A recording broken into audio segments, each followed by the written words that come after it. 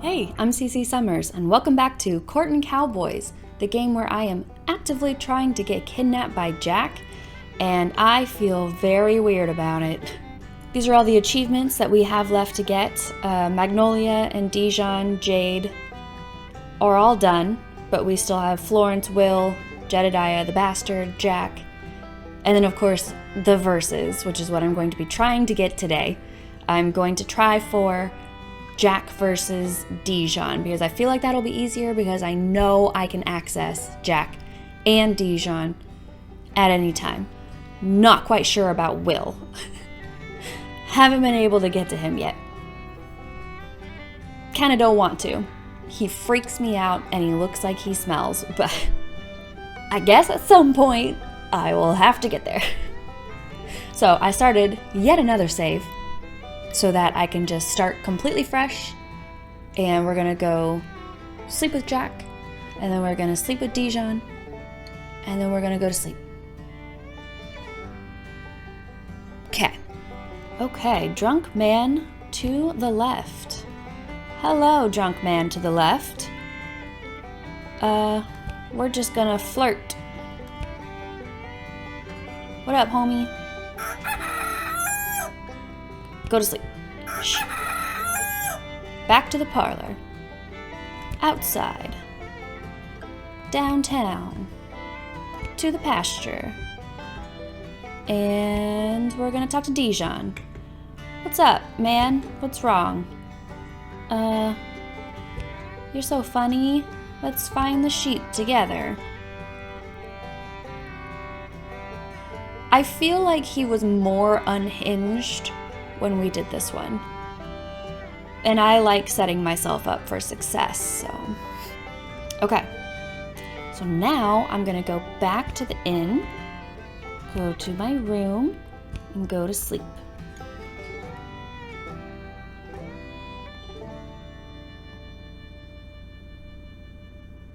Despite your half-awake form fighting back, it is no use.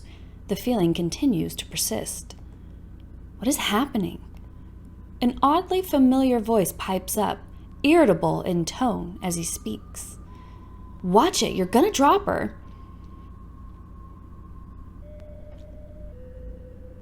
I am not regretting my choices at all, and I am very happy that we've reached this outcome already. She's breakable, you know.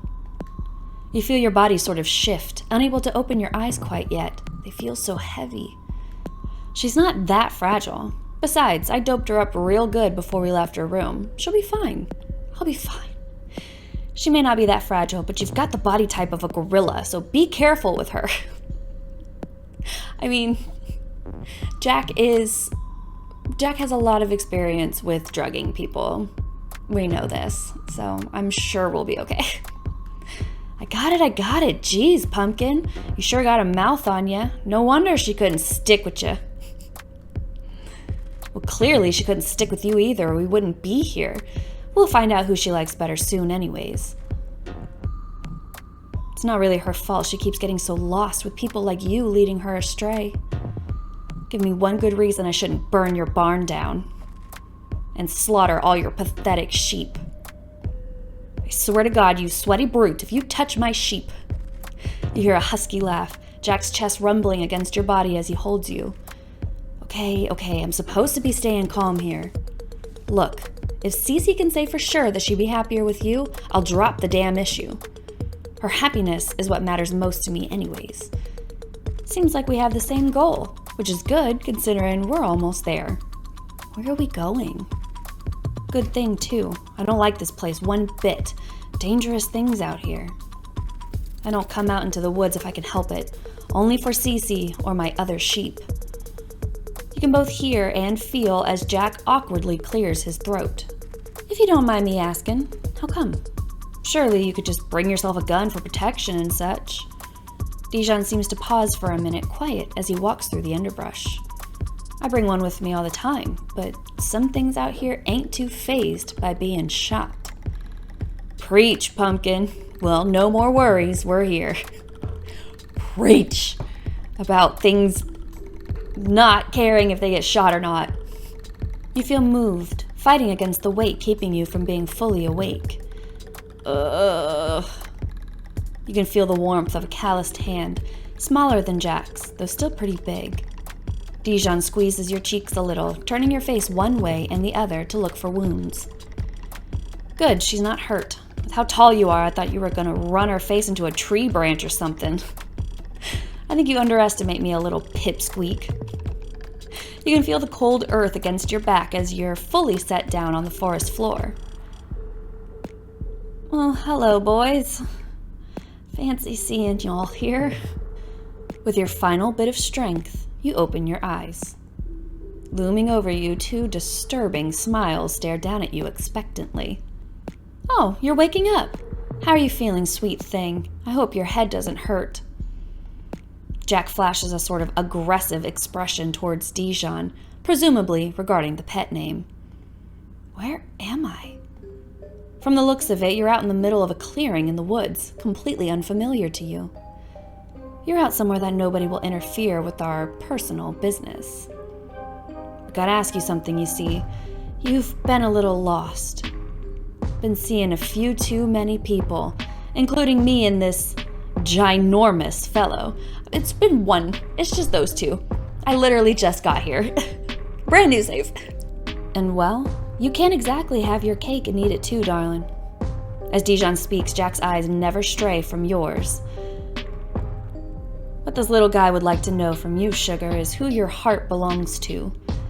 Dijon nods, cocking his head a little as he looks down at you. So, sugar, who's it gonna be?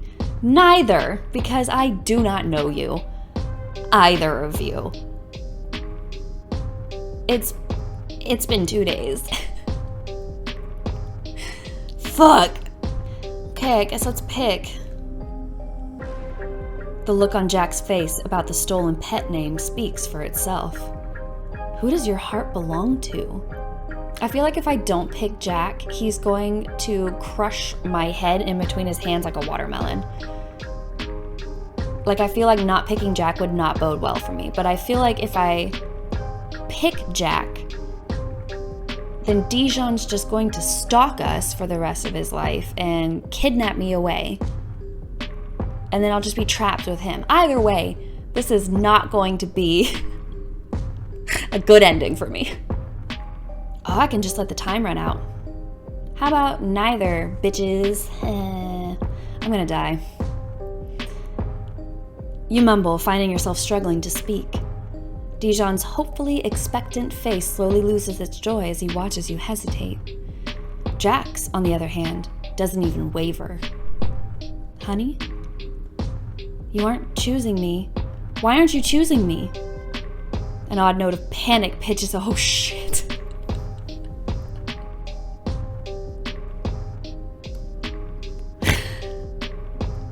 Oh, he is absolutely gonna crush my head. An odd note of panic pitches his voice up at the end, but he seems to shake himself. You love me, right? You've got to.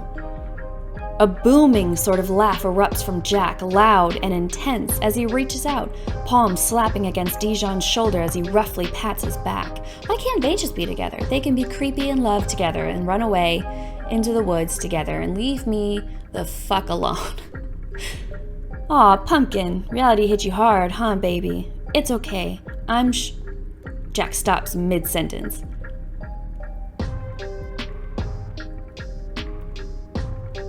I don't like this. You're picking me, right, sugar? He says this, though it doesn't sound very much like a question. Dijon just kind of stares, first at you, then at Jack. I hate to break it to you, but I don't think she wants either of us. Jack's smile sort of twitches, lip curled strangely before he pulls up close to you. Cece. Ah, I know what it is. He looks relieved, laughing a bit harder and with more tension than before. I must have given you too much of that good stuff, huh, baby? Your little body couldn't handle such a big dose, huh? That's my bad, really. Well, hey now. Dijon pipes up, frowning. If she really is too high to choose, then she could still choose me. She hasn't really made a decision yet. Jack sits up, bending down and hoisting you up. Wait, please. Shh, we need to get you some rest. Maybe some tea, huh? Or even a beer, yeah? Yeah, that'll help me after being drugged. A beer! Jack presses a soft, warm kiss to your forehead as he holds you up. Despite his soft and kind words, his grip on you is like iron. Dijon scrambles to his feet, confusion and frustration written over his face. Hey now, she still hasn't made a decision. Come on now, we had a deal. Dijon's complaint pauses when he hears a sound, and his head whips around. Is it the bastard? Oh shit. Did you hear that? Jack pauses, holding you close to him, his strange, perky smile lowering into a soft, sort of sinister smirk. Oh no. What's that, pumpkin? Dijon's eyes flash from you to the woods, clearly torn. He doesn't want to leave you behind, and that's probably what screws him over, frankly. He lingers just a little too long, trying to find a way to get you back. And by the time he hears sticks cracking nearby, he knows it's too late. Oh no! Still, he bolts anyways, fumbling for his gun, though frankly, there's not much hope. Jack is quick to make space between Dijon and the two of you. Shredding through the trees, a large creature leaps and tackles Dijon, full of vigor. Jack's eyes sort of widen, his grip on you strong and smothering. Dijon lets out a sharp, shrill scream, not suiting his normal voice at all. You can hear shots ring out, but Dijon isn't the best shot in the West by far, and bullets don't do much to the bastard anyways. Maybe it's better that you can't see the cause of the screaming after that. Jack walks fast, hiding your face in his shoulder as he makes his way through the woods with you, breath hitched as he nuzzles your head. You all right, sugar? You're not sure if you're all right. The two of you walk in silence, Jack not pressuring another peep out of you. I'm going to have you spend the night with me, all right? I guess. You don't have the heart to argue as he arrives at what looks to be his campsite. Jack's grip doesn't loosen on you until he's next to his tent. Let's get you settled then. You tremble as he sets you against the forest floor. What am I gonna do with you, sugar? He admires you, then shrugs. Take your clothes off. Fucking shit balls. What? Clothes. Off. Now. He pulls out something from his pocket, a strange brown cigarette. He walks over to the campfire, resting it near a smaller patch momentarily to light. Cece, sweetheart. Love of my life, baby. He presses the blunt between his lips before sitting up nice and straight. Take off your clothes before I blow your fucking brains out. Yep, that's Jack. There he is. I was wondering where he was. You shiver, sniffling a little as you slowly begin to undress.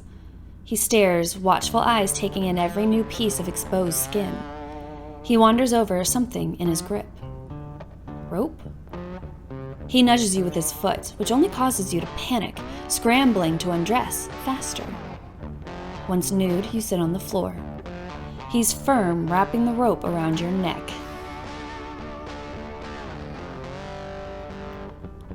Tight. Tight. I really didn't want to do this, but I didn't realize how much of a dirty little slut you are. And the slut-shaming. Thanks, Jack. Stand up, guy. So I'm making sure you don't run off again. Tying the rope to the tree, you're stuck there, at least by the throat. You look down in humiliation at the rope around your neck and at your nude body. He unbuttons his shirt, pulling it off and tossing it near his tent. You're scared, intimidated.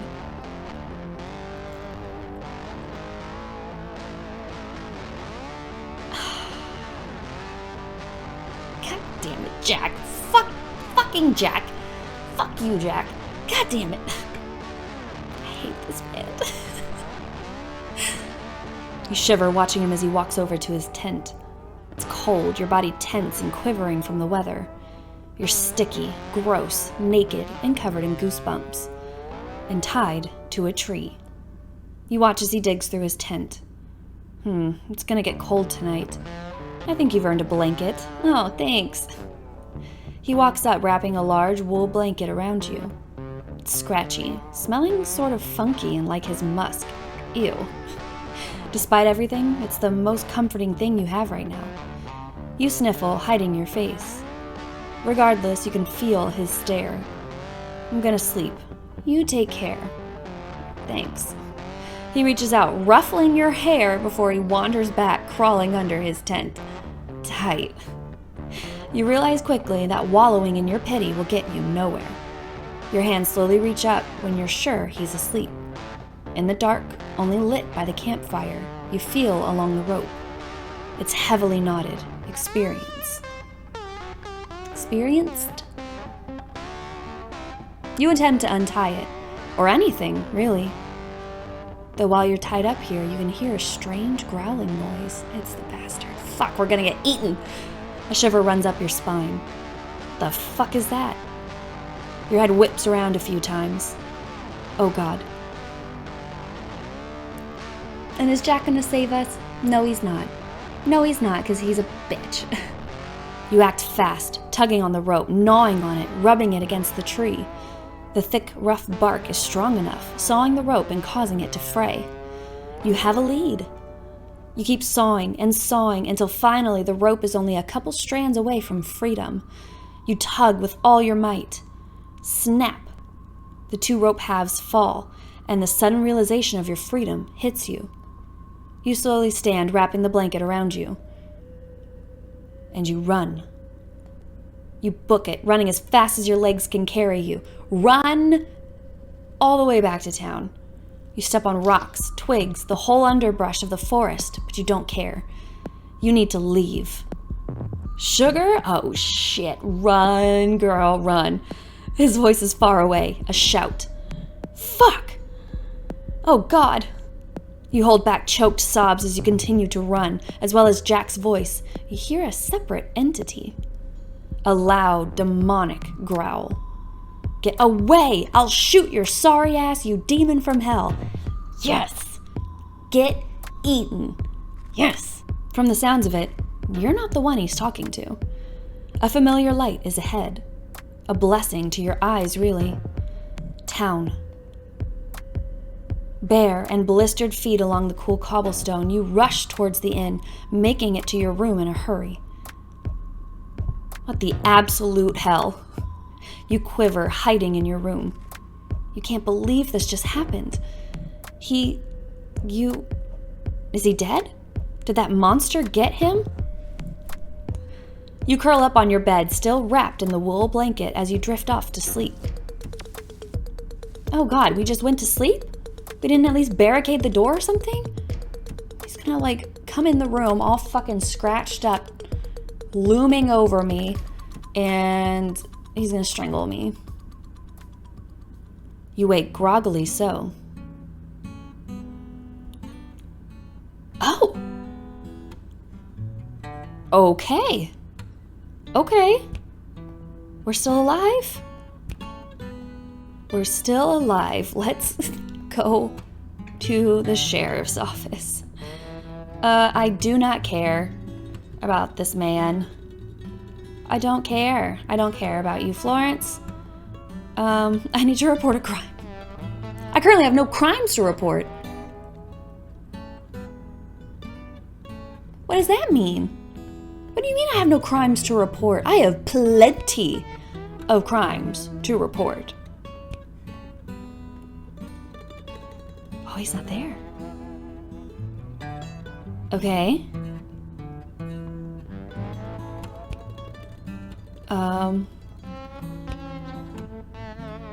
Hello, William.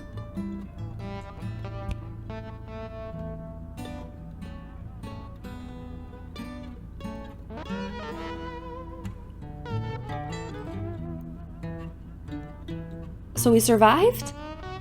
And we killed or got killed Dijon and Jack?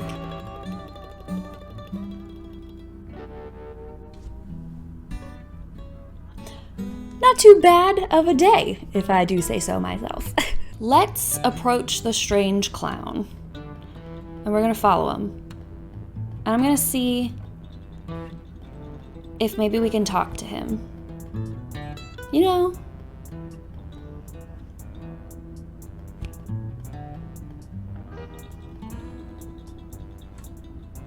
we're gonna cross using the tree. We're gonna jump. Let's see what he does. You decide to throw a rock to gain his attention. Hello? You grab a rock from the forest floor, tossing it ahead. It crashes into some bushes and he freezes and turns around.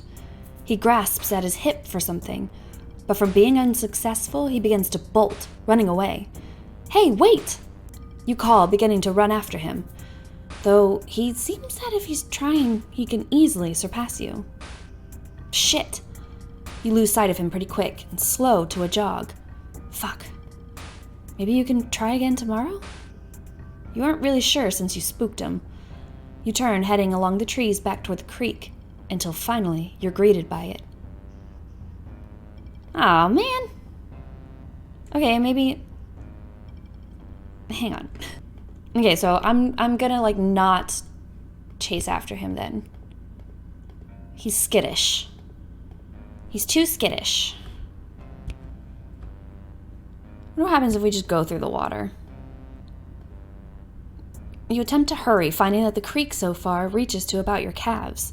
Honestly, it isn't so bad, the cool water lapping against your skin as you trudge across. That is, until you swear you can feel something brush up against your leg. You pause, realizing that you're stuck about halfway through the creek, water reaching just your knees. Then you feel it again. What the hell? Run! You bolt, running across the slick stones, your body losing balance occasionally, but adrenaline pulls you through. You're close, and slowly but surely the water goes from knee height to calf height, down to your ankles. Hope that was a fish. Finally, you reach shore, turning back at the water, as if that answered the question in your head. What the fuck was that? Probably Lawrence. Okay, so we're gonna be quiet. Shh. We're gonna keep following him, right?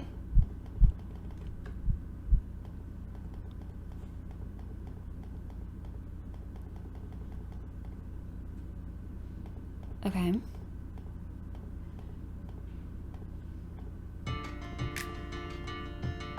Okay, so last time we were like, go fuck yourself, and bit him. So maybe we don't bite him this time and see if there's any reasoning with him. If there's any possible way to reason with the clown man. Hey man, I think bones are cool, and tying full bodies to a tree is pretty dope. Love that. For you? His breath is heavy, his weight keeping you down as you attempt to get him off of you. Please, I didn't mean to.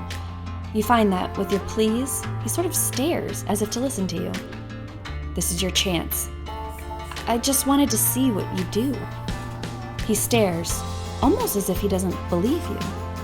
You stare up at him, his deep blue eyes meeting yours. It feels so strange. He almost looks a little lost. Yes, lost. That's definitely the terminology I would use. Then, he slowly gets up off of you. Will? He pulls something from his hip, a long, strange blade. Tight. It's a threat. You're frozen on the forest floor, for a moment wondering if he's hurt people with that knife before. Yes. You watch his Adam's apple bob as he gulps, mumbling incoherently. You just heard this man speak moments before, but now he just can't seem to. If I run away, he's gonna kill me. I'm kind of stuck here, right? Let's just keep going. Hey, like the clown makeup, dude, it really meshes well with the bones you have tied to some trees. You're really good at picking a theme and sticking to it, man. You slowly sit up, making sure to give him room. Then you stand, staring at him with big eyes. You decide to stay strong. Despite how fucking freaky this guy is, you'll pursue it. Why not? Yeah, why not? Though, out of the million things you could ask, what do you do? He seems a bit freaked, His knuckles are white with how he grips the knife. I'm a bit freaked. If any of us need to be freaked, it's probably me. You have a knife. And I have nothing but charm and Shrek ears. Okay. Chicken out, because in the end, he is some clown freak with a knife. I will get stabbed. Okay. Those are some bones you had there. What's going on with those? I'm curious. You watch his body language, gulping a little.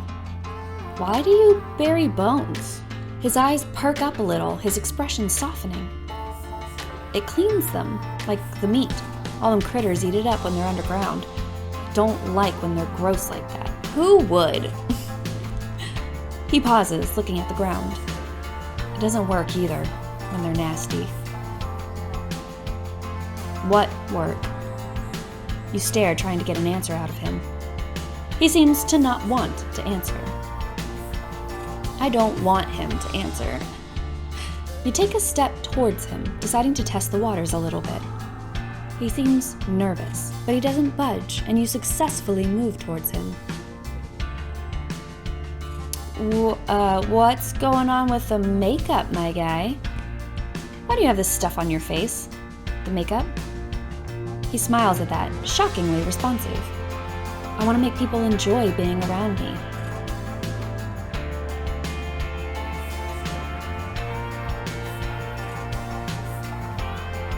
Of all the answers that he could have given, that's the one I expected the least.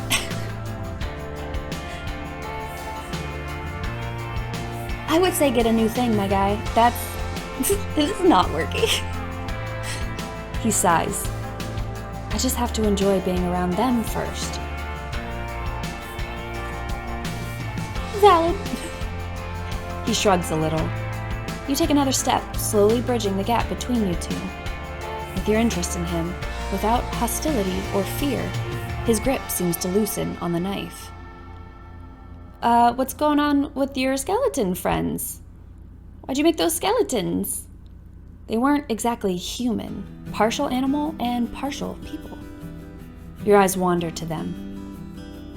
His eyes jolt up as if you caught him in the act of doing something vulgar. He thinks, eyes darting around before he finds them back on you. Company.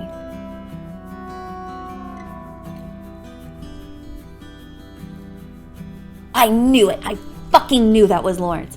I knew it. I fucking knew it.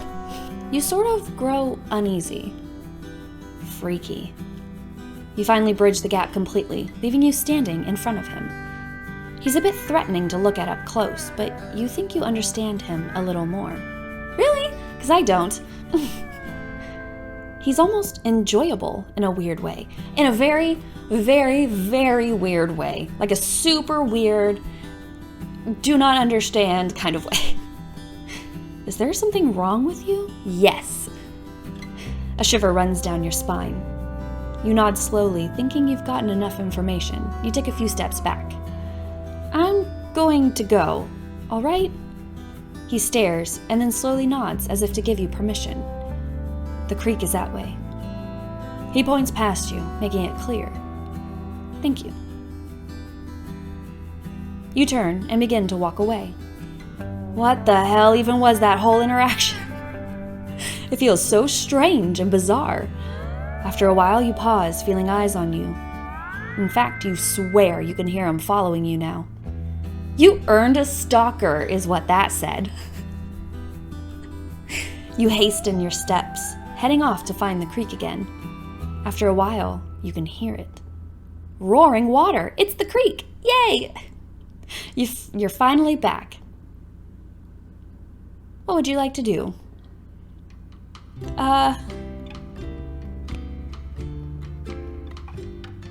Do we need food? I don't think we have anything.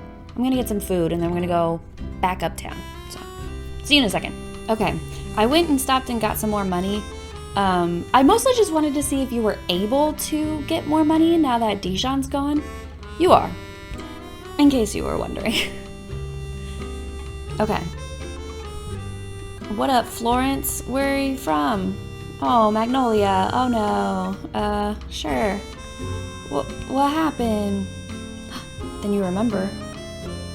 One of the skeletons had a red scarf on it. Oh shit, that's her scarf. That's creepy. Oh no, Will has her scarf. From the woods. Huh, you might know who was responsible. You scribble down some notes against the rough pages. Do you know Will? So, Magnolia, this might be strange, but do you know a man named Will? Her eyes light up a moment before she quickly looks away. I know plenty of men by the name Will. You'd have to get more specific, sweetheart. Will Curtis? At the name, she's quick to speak. What does he have to do with this? At her sharp words, Florence quickly approaches your side. You decide to keep him up to speed, handing him the notebook. Well, ma'am, I believe he stole your scarf. I won't explain the details, but I'm sure I saw it in his possession. She sighs a little. He and I were friends a long time ago. When I was a kid, he used to come up here for the summers to spend with my Uncle Jed. She shrugs. At the time, he was good friends with Will's father, Harris. So he was really the only company I had up here, and we sort of had a falling out. Probably because she doesn't like dead people, and he does. She looks at the two of you with a soft, almost sad expression. He wouldn't have stolen the jewelry. He would have known how much it meant to me. And well, if he did, he's not all that bad, just a little weird, I swear. Just a little weird, not all that bad. He'll just stab you to death and bury you in the woods so he can get your bones. That's not so bad. You think she's missed out on some serious character development over the past 12 years. You look from her to Florence, who's giving you an inquisitive brow. You don't want us to investigate any further? Not if it has anything to do with him, all right? Maybe look into some other people, thieves in the area, or someone else. You part your lips to argue, but you feel Florence's hand press on your shoulder, giving a soft squeeze. Of course, ma'am, no trouble. We'll look into any other sources, all right? You clean up, we'll get to the station and write up a report. Swing by any time to write a statement, okay? She nods, finally uncrossing her arms to relax. Thank you both so much. And you, Cece, I really hope you find a different lead. I guess. You and Florence head out of the saloon, pausing back in Summer Fair, Times Square. You remember you still have his notebook. Here. You hold out the old leather-bound book. Oh, so we can't ask about the strange writing because we never saw it. Because we asked about Will. Oh, I almost forgot. Thank you. He takes it from your hands. You sure it's that Will guy? Florence stops near a tree, leaning against it and looking down at you. Ooh, do we rat him out? Yeah, he's creepy. I'm not positive he stole the jewelry box, but I'm sure he's broken into her room before. He has some weird collections in the woods, and along with that, I swear I saw a red scarf, the exact one she described. You look from Florence to the cobbles, which lead down to the branch off near the woods. I'll look into it. You know, Cece, I really appreciated your help. While I was looking around the room, I noticed that whoever broke in must have been looking for something specific. Whether it was her undergarments or, the jewelry. He looks away from you, awkward, before he shrugs. Nothing else aside, those two spots were strewn about. Normally, a robber that hasn't been to the place before would tear up the whole place. So your theory stands. Oh, thanks. Thank you for being such a smart cookie. Well, I hope along with that praise you give me your fucking paycheck for doing your goddamn job. He chuckles warmly, reaching out and ruffling your hair. Stop doing that. I am not a child. I hate it. I'm glad you followed along. Followed along? You made me come. His hand idles in your hair a moment before he catches himself, pulling it away and regaining his posture. On another note. So, hate to ask, but do you have a gun? Yes. And we'll take the gun. And then we're gonna shoot some bitch in the face. Yeah. Okay, let's go to bed. Still no Jack. Okay, so let's go see if our friend the clown is hanging out around here. Oh, what up, homie? Hey. He looks up at you and you seem to pull him out of his thoughts. You give a wave before getting back to what you were doing. He watches you, then turns, heading to the creek to cross and head out to the woods. Or so you assume. What would you like to do? Oh, I can't follow him? That's dumb. Why can't I follow him? That's stupid. Is he mad because we ratted him out?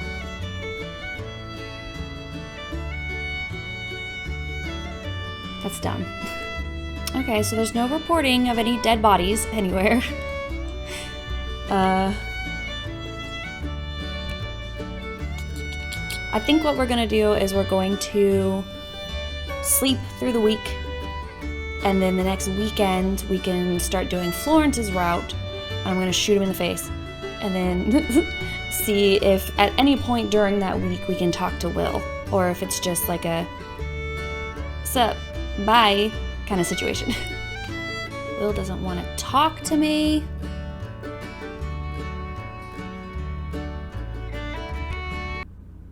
Oh shit.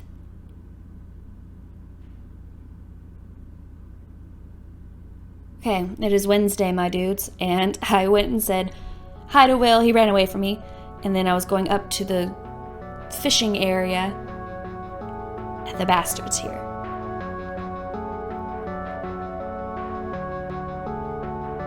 Let's see if Will help us. Or if he's just gonna join in and be like, I want to see your bones. Help! Please, someone! You cry out, and the creature above you lets out a loud growl. Then it seems confused when you hear a strange sound. Is someone actually here to save you? The creature sits up, nails biting into your back as it sniffs the air. Hey! You turn your head, attempting to figure out who it is.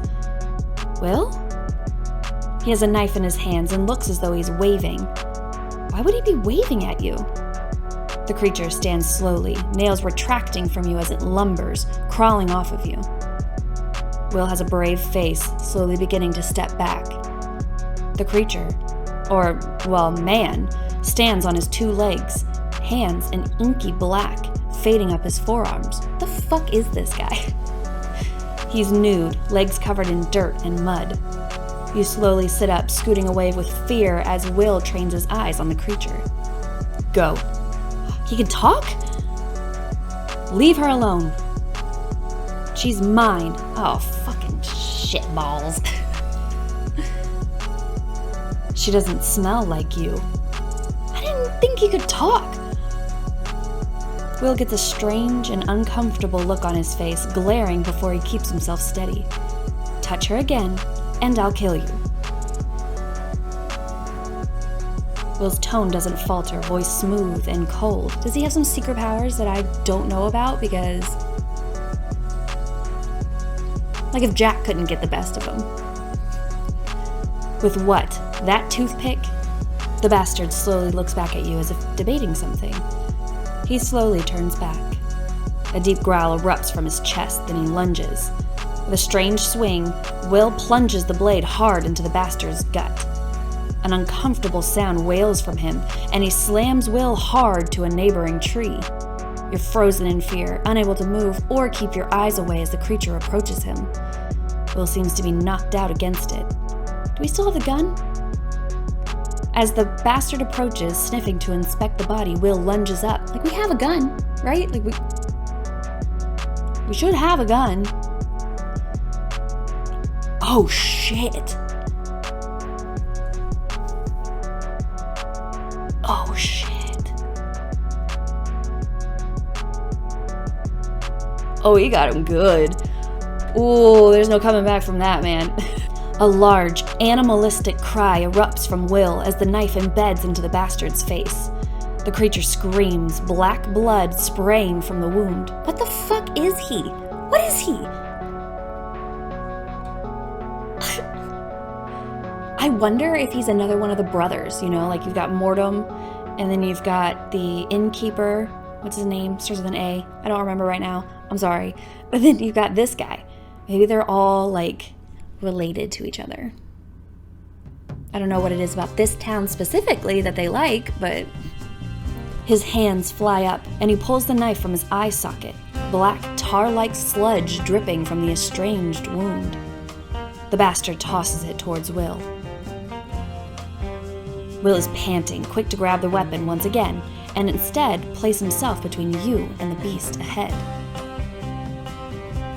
I won't forget this. Apparently there is coming back from this. His voice is deep and dark, sounding of rust and misery as the creature turns, running off into the woods. After a moment or two, Will slowly turns to look at you.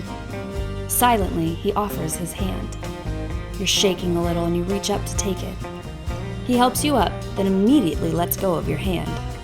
He puts his knife into his holster, looking at you with an awkward sort of silence. He looks a little worse for wear, honestly. Thank you. You really took care of him. I thought, but apparently he's totally fine.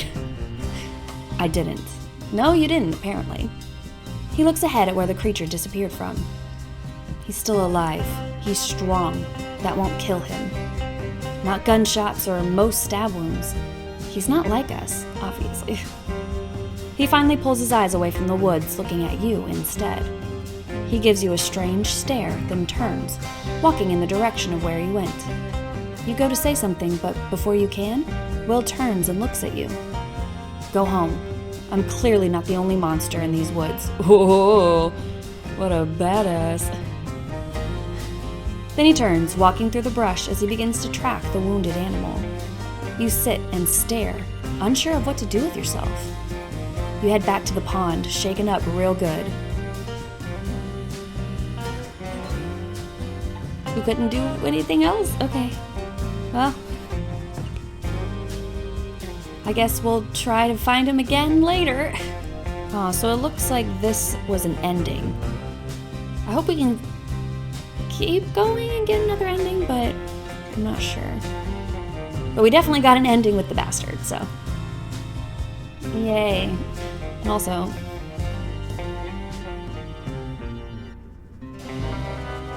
Alright. Well, we have a bunch more endings to explore with the Will and Jack versus. I'm assuming it's just going through and actually choosing one over the other and seeing what happens. I am very surprised that there is still gameplay after not choosing either of them. Like, I fully expected to be murdered in the face. Or be like, oh shit, I escaped, and then pack up all my shit and leave town. But I actually get to keep playing, which is pretty cool. And now I have a quasi-relationship with Will. And I'm going to go see Florence and then just shoot that little bitch in the head and see what happens. I mean, we know what's going to happen, but I wonder what his reaction is going to be to him being like, shoot me, and I'm just like, bet. All right, make sure to watch out for varmints, and I'll see you little cowpokes later.